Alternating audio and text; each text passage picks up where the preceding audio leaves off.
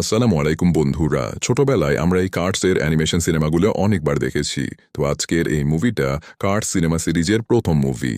তো গল্পের শুরুতে আমরা একটা গাড়ির রেস দেখতে পাই, সেখানে অনেক ধরনের প্রতিযোগিতা চলছিল। গাড়িগুলো বিভিন্নভাবে সেখানকার প্রিন্ট ও মিডিয়ার দৃষ্টি আকর্ষণ করার চেষ্টা করে যাচ্ছিল। আর সেই রেসের মধ্যে একজনের নাম ছিল লাইটনিং ম্যাককুইন।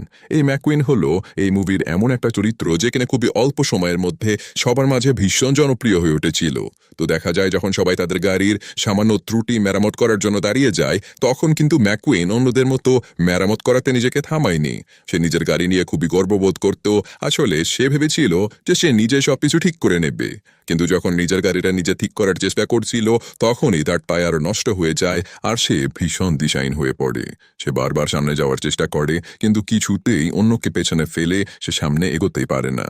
এরই মাঝে অন্য দুটো গাড়ি ফিনিশ লাইনে এসে পৌঁছেও যায়, আর তিনটা গাড়ি মাত্র একসঙ্গে সবার শেষে এসে পৌঁছে যায়। আসলে রেসিং ইতিহাসে এমন বিষয় প্রথমবার ঘটেছিল যে একসাথে এতগুলো গাড়ি ফিনিশিং লাইনে সেম টাইমে পৌঁছেছে। এই ঘটনার পর একটা বড় কন্টেস্টের আয়োজন করা হয়, যেটা হবে ক্যালিফোর্নিয়াতে। জানানো হয় যে এই কন্টেস্টে যে সবার আগে পৌঁছাবে সে খুবই উন্নতভাবে কার রেসের প্র্যাকটিস করার সুযোগ পাবে। এদিকে রেসের টিমের একজন সদস্য ম্যাককুইনকে বলে যে তোমার হয়তো এমনটা করা উচিত হয়নি। যদি তুমি সময় মতো তোমার টায়ারটা বদলে নিতে, তাহলে হয়তো তুমিই জিততে পারতে। কিন্তু ম্যাককুইন উত্তরে বলে যে আমার তোমাদের কারো দরকার নেই। তোমরা কি ভাবো আমি আর কাউকে খুঁজে পাবো না? ম্যাককুইনের এমন কথা শোনার পরে পুরো টিম তাকে ছেড়ে চলে যায়। আসলে ম্যাককুইনের স্বপ্ন ছিল পিস্টন কাপ জিতে নেয়ার। এরপর আমরা দেখতে পাই যে ম্যাককুইনের একটা জায়গায় স্পন্সরশিপ নেওয়া ছিল। এটাই ছিল তার প্রথম স্পন্সর। কিন্তু ম্যাককুইন সেখানে যেতেই চাচ্ছিল না, কারণ সেখানে সব পুরনো গাড়িগুলো থাকতো। এরপরও তাকে সেখানে গিয়ে স্পন্সরের জন্য প্রোডাক্ট নিয়ে কথা বলতে হয়। তো শেষমেশ ম্যাককুইন তার বড় ট্রান্সপোর্ট ট্রাকে উঠে বসে। এই ট্রাকটা আবার তার খুবই ভালো একজন বন্ধু ছিল, যার নাম ছিল ম্যাককুইনকে বলে যে তোমার টিমের সঙ্গে এমন আচরণ করা একদমই উচিত হয়নি। সামনের রেসগুলো ভালো করতে হলে তোমার একটা ভালো টিমের দরকার পড়বে। কিন্তু ম্যাককুইন এইসব কথায় একদম কান দেয় না। এদিকে তার অ্যাসিস্ট্যান্ট তাকে ফোন করে বলে যে আপনাকে যত দ্রুত সম্ভব ক্যালিফোর্নিয়াতে পৌঁছাতে হবে। সাথে সাথে ম্যাককুইন ম্যাককে তার স্পিড বাড়িয়ে দিতে বলে। ম্যাক তাকে বারবার বলে যে আমরা এত দূরের পথ ড্রাইভ করছি, আমাদের একটু বিশ্রাম নেওয়া দরকার। কিন্তু ম্যাককুইন জোর করে বলে যে না, ক্যালিফোর্নিয়াতে সবার আগে আমাকে পৌঁছাতেই হবে। এরপর দেখা যায় যে পথের মধ্যে এই ট্রাক তথা ম্যাকের ঘুম পেয়ে যায়। ঠিক তখনই চারটে ছোট ছোট চোরাকারবারি গাড়ি এসে এই ট্রাকটাকে ঘিরে ফেলে। তাদের উদ্দেশ্য ছিল যে ট্রাকটাকে ধাক্কা দিয়ে পথের মাঝে ফেলে দেয়া, কিন্তু হঠাৎ করেই ট্রাকের পেছনের দরজা খুলে যায় আর সেখান থেকে ম্যাককুইন পিছলে নিচে পড়ে যায়। ম্যাকের চোখ খুলে গেলে সে ভয় পেয়ে দেখতে পায় যে তার সামনে বিশাল বড় ট্রাক আসছে আর তার গাড়ির দুর্ঘটনা যে কোনো সময় ঘটতে পারে। সে দ্রুত ব্রেক কষতে থাকে, আর এদিকে ম্যাককুইন নিজের ট্রান্সপোর্ট ট্রাকটাকে আর দেখতে পায় না। কোথায় গেল সে বুঝতেও পারছিল না। ফলে রাস্তা দেখে দেখে সে পথ অনুসরণ করতে করতে অন্য একটা রুটে ঢুকে পড়ে। সে ভেবেছিল যে সামনে থাকা ট্রাকটা তার বন্ধু ম্যাক হবে হয়তো, কিন্তু তখনই সে বুঝতে পারে যে এটা তার ট্রাক নয়। আসল কথা হলো ম্যাককুইন পথ হারিয়ে ফেলেছে। তো যাই হোক, তার মনে হয় সে যদি হাইওয়ে ধরে চলতে থাকে তাহলে খুবই দ্রুত ক্যালিফোর্নিয়াতে পৌঁছে যাবে। এরপর আমরা একটা ছোট্ট শহর দেখতে পাই, আর অন্যদিকে ম্যাককুইন চাচ্ছিল যত তাড়াতাড়ি সম্ভব সে ট্রাকটাকে খুঁজে বের করা। তাই সে খুবই দ্রুত গাড়ি চালাচ্ছিল। কিন্তু ঠিক তখনই সেই শহরের একজন পুলিশের গাড়ি তাকে তাড়া করতে শুরু করে। এরপর ম্যাককুইন অনেক জায়গাতে ধাক্কা খায়, কখনো তারের জালে আটকে যায় তো কখনো তার টায়ারটাই নষ্ট হয়ে যায়। এতে করে সে পুরো রাস্তাটাই নষ্ট করে ফেলে। শেষ পর্যন্ত ম্যাককুইনকে এই সবকিছুর জন্য গ্রেফতার করা হয়। অন্যদিকে ট্রান্সপোর্ট ট্রাক ম্যাক ইতিমধ্যেই ক্যালিফোর্নিয়াতে পৌঁছে গেছে, কিন্তু ম্যাক তো জানেই না যে তার ট্রাকের মধ্যে ম্যাককুইন ছিল না। এদিকে প্রেসের লোকেরা ম্যাককে ঘিরে ধরেছে, তারা ম্যাককুইনের ইন্টারভিউ নিতে এসেছে। ম্যাক যখন ম্যাককুইনকে খুঁজে পাচ্ছিল না, তখন তার মনে হয় যে এতক্ষণে হয়তো ম্যাককুইন হারিয়ে গেছে। তাহলে সে কোথায় গেল? আর প্রেসের লোকেরা সাথে সাথে এই খবর নিয়ে ম্যাককুইনের মিসিং লাইফ শুরু করে দেয়। এরপর আমরা একটা ভাঙাচোরা পুরনো ট্রাক দেখতে পাই, যার নাম ছিল মেটার। সে ম্যাককুইনের সঙ্গে দেখা করে আর বলে যে এটাই আমাদের সুন্দর ছোট্ট শহর। ম্যাককুইন তার কথায় খুবই বিরক্ত হয়ে যায়, আর সে ভাবতে থাকে যে যেভাবেই হোক তাকে এখান থেকে বের হতে হবে। কিন্তু মেটার ম্যাককুইনকে নিয়ে যায় আদালতে, যেখানে সকল গাড়িদেরকে জড়ো করা হয়েছে।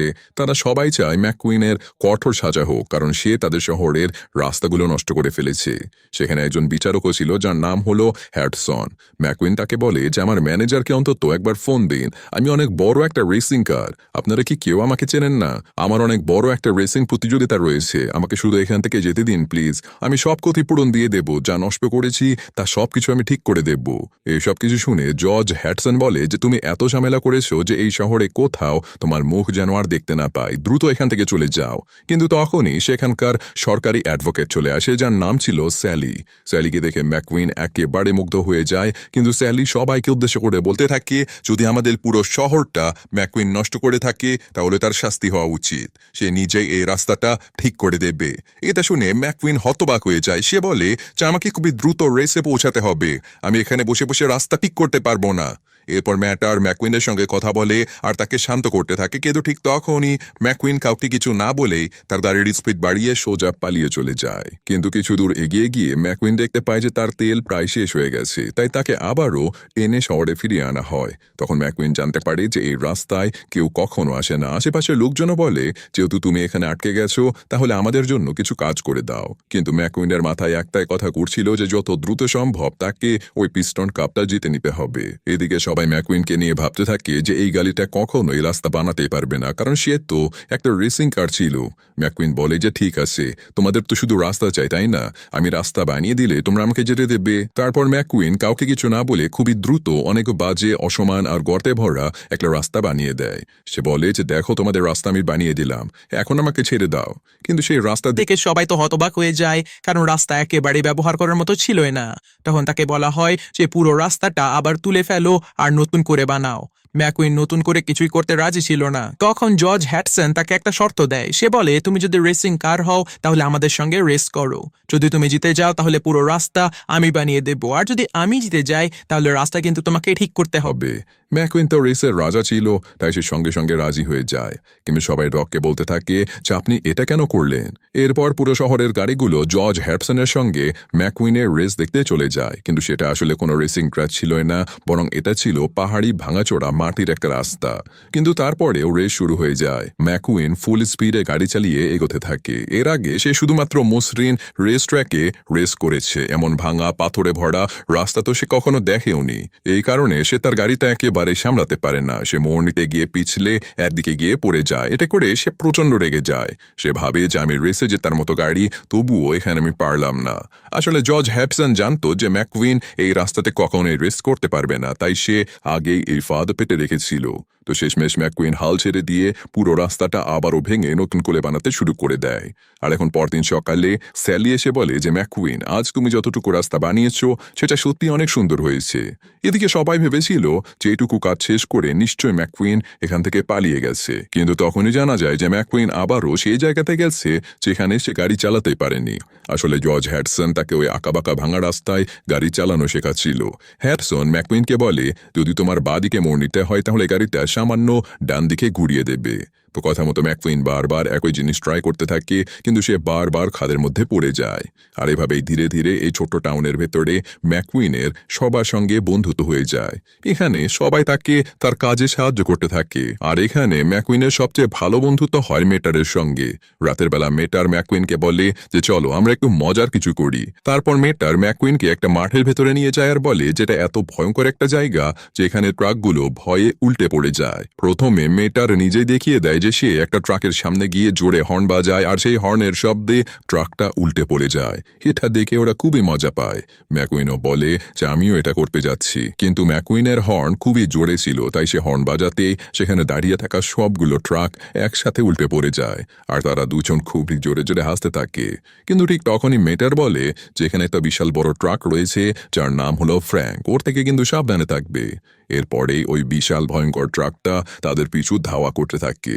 মেটার আর ম্যাকুইন নিজেদেরকে বাঁচাতে খুবই জোরে দৌড়ে টাউনের দিকে পালাতে থাকে।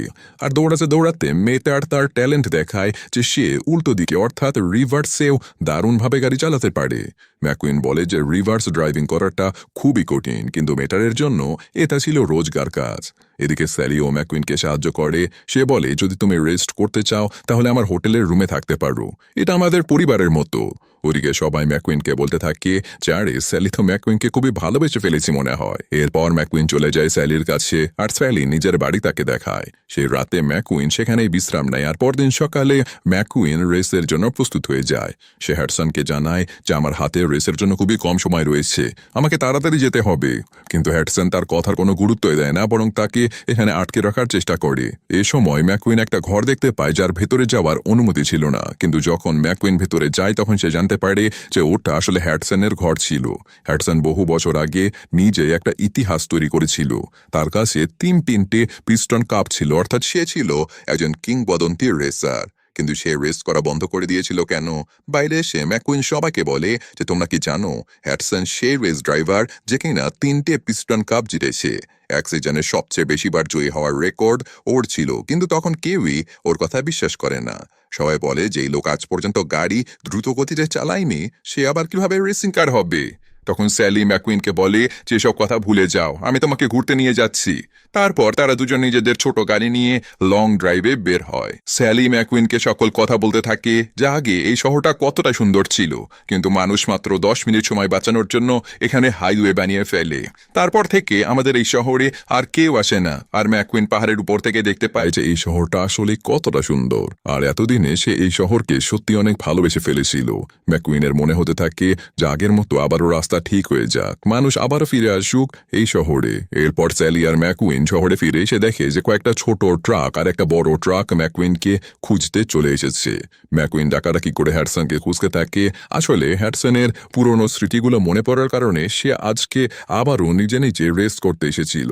ম্যাকুইন এটা দেখে হ্যাডসনকে বলে যে আপনি এত ভালো রেসিং করেন, তাহলে আমাকে কেন দেখান না? আমি আপনার থেকে রেস শিখতে চাই। কিন্তু হ্যাডসন তার কথা এমনভাবে এড়িয়ে যায় যা দেখে মনে হয় সে কিছু লুকাচ্ছে। ম্যাকুইন তাকে জিজ্ঞাসা করে যে আপনি আসলে কি লুকাচ্ছেন, রেসে আর নামেন না কেন আপনি? তখন হ্যাডসন সকল সত্যি কথা তাকে বলে দেয় যে অনেক বছর আগে আমার এক ভয়ঙ্কর দুর্ঘটনা ঘটেছিল। আমি আবারও ঠিক হয়ে ফিরে এলেও কেউ আমাকে আর পরবর্তীতে রেসিংয়ে নিতে চায়নি। সবাই বলেছিল যে আমি নাকি শুধুমাত্র রিপেয়ার করার গাড়ি, আর আমার পুরনো ইতিহাসের মূল্য কেউ দিত না। আমি যে ওই 3টে পিস্টন কাপ জিতেছিলাম সেই গৌরব নাকি শুধু তখনকার পাবলিসিটি ছিল, এখন সেই গৌরবের কোনো দাম নেই। এই কথা শুনে ম্যাকুইন ভাবে যে এত বড় কাপ জিতে কি লাভ যদি পরবর্তীতে কেউ তোমাকে নাই চেনে।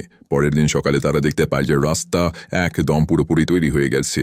খুব সুন্দর, পরিষ্কার আর নিখুঁত একটা রাস্তা।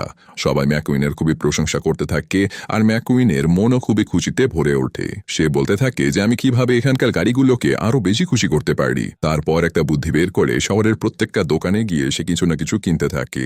যেমন নিজের টায়ার বদলানো, ফুয়েল ভরানো, গাড়িটাকে সম্পূর্ণ সার্ভিস করানো। এতে করে শহরের সকল গাড়ি তার প্রতি খুবই খুশি হয়ে যায়। এরপর তারা সবাই মিলে নিজেদের হাইওয়ে সুন্দর করে সাজানোর জন্য লাইটস বসাতে শুরু করে দেয়। এখন সবাই কাস্টমারের জন্য অপেক্ষা করছিল যদি কেউ আসে। ঠিক তখনই তারা দেখতে পায় যে মিডিয়ার গাড়িগুলো এসে গেছে। সবাই ম্যাকুইনকে জিজ্ঞাসা করে যে তুমি এতদিন কোথায় ছিলে, এই ছোট্ট শহরে কি করছো তুমি? ম্যাকুইনকে আরও বলা হয় যে তোমাকে যত দ্রুত সম্ভব ক্যালিফোর্নিয়াতে পৌঁছাতে হবে। ম্যাকুইনের যত বন্ধু, এই যেমন স্যালি, মেটার আর বাকিরা, সবাই একবার ম্যাকুইনের সঙ্গে কথা বলতে চাচ্ছিল, কিন্তু শেষ পর্যন্ত ম্যাকুইন কাউকে গুড বাই বলতে পারল না, কারণ তাকে ট্রাকে উঠে যেতে হয়। আর ম্যাকুইন এখানে খুবই মন খারাপ করেছিল, কারণ সে মোটেই এই শহরটা ছেড়ে যেতে চাইছিল না। সবাই জানতো যে স্যালি ম্যাকুইনকে অনেক পছন্দ করে, আর সত্যি সত্যি ম্যাকুইন চলে যাওয়ার পরে স্যালি খুবই কষ্ট পায়। এদিকে ফাইনালি রেসের দিন চলে এসেছে, আর 3টে গাড়ি আজ রেস করতে নেমেছে। এই নীল গাড়িটার জন্য এটাই ছিল শেষ রেস, এরপরে সে রিটায়ার করবে। আর সবুজ গাড়িটা খুবই অহংকারী ছিল, সে এমন ভাব দেখাচ্ছিল যেন সেই জিতবে, তার কারো দরকার নেই। আর কোনো টিমও ছিল না তার, তবুও সে ভেবেছিল যে সে একাই জিততে পারবে। অবশেষে এই বিশাল রেস শুরু হয়ে যায়, আর এই সবুজ গাড়িটা শুরু থেকেই ম্যাকুইনকে বিভিন্নভাবে বিরক্ত করতে থাকে। এদিকে ম্যাকুইনের খুবই রেসিং নির্দেশনার দরকার ছিল। তখনই হঠাৎ তার কানে একটা পরিচিত শব্দ ভেসে আসে। সেটা আর কেউ নয়, সেটা ছিল হ্যাডসন। আর সেই ছোট্ট শহরের সকল গাড়ি আজকে ম্যাকুইনকে চিয়ার আপ করার জন্য চলে এসেছে। এতে করে ম্যাকুইন দারুণ আত্মবিশ্বাস নিয়ে রেস শুরু করে দেয়। সে হ্যাডসনের শেখানো সকল কৌশল মনে করতে থাকে, আর এবার সে কোনো ভুল করে না। প্রথমে সে দ্রুত টায়ার বদলে নেয়, আর তারপর সঠিক সময়ে সে ডানে ঘুরে যায়। সবুজ গাড়ি তার পথ আটকানোর নানা রকম চেষ্টা করছিল, কিন্তু তখনই ম্যাকুইন হ্যাডসনের রুল ফলো করে এবং ঠিক ট্র্যাকে ফিরে চলে আসে। সবুজ গাড়িটা আবার তাকে ধাক্কা দেয়, কিন্তু এবার তার মেটারের শেখানো ড্রাইভিংয়ের কথা মনে পড়ে যায়। সাথে সাথে ম্যাকুইন আবার স্পিড ধরে ফেলে, কিন্তু সবুজ গাড়িটা মোটেও শান্ত হয় না। সে আবারও নীল গাড়িটাকে খুবই খারাপভাবে ধাক্কা দিয়ে দেয়, যার ফলে এই নীল গাড়িটার ভয়াবহ অ্যাক্সিডেন্ট হয়ে যায়। এর মানে হলো তার জীবনের শেষ রেসটা সে শেষও করতে পারল না। এদিকে ম্যাকুইন রেসটা জিততে পারত, সে ফিনিশিং লাইনের ম্যাককুইনের একদম সামনে এসে দাঁড়িয়েছিল, কিন্তু কি যেন মনে করে সে হঠাৎ থেমে যায়। তার মনে হতে থাকে যে এভাবে রেস শেষ করলে নীল গাড়িটা হয়তো সারা জীবন আফসোস করবে। তার মনে হ্যাডসনের কথাও চলে আসে, কারণ হ্যাডসনের অ্যাক্সিডেন্টের পরে কেউ কিন্তু তার কোনো খোঁজই নেয়নি। তাই ম্যাককুইন পেছনে ফিরে গিয়ে নীল গাড়িটাকে ঠেলে ফিনিশিং লাইনে পৌঁছে দেয়, যাতে করে নীল গাড়িটা তার রেসটা সম্পূর্ণ করতে পারে। ম্যাককুইনের এই কাজ দেখে সকল গাড়ি তার ফ্যান হয়ে যায়। সবাই বলতে থাকে যে ম্যাককুইনের হৃদয় কত বড়। এদিকে সবুজ গাড়িটা যদিও পিস্টন কাপ জিতে যায়, কিন্তু তাতে কোনো লাভ হয় না, কেউ তার দিকে তাকায়ও না। তখন নীল গাড়ির স্ত্রী ম্যাককুইনের কাছে এসে তাকে অনেক ধন্যবাদ দেয়। এরপর ম্যাককুইনের কাছে একটা বিশাল স্পন্সরশিপ চলে আসে। ম্যাককুইন ভাবে যে এই স্বপ্ন আমি তো সব সময় দেখতাম, কিন্তু আমি আগে কখনোই স্পন্সরশিপ নিতে চাইতাম না।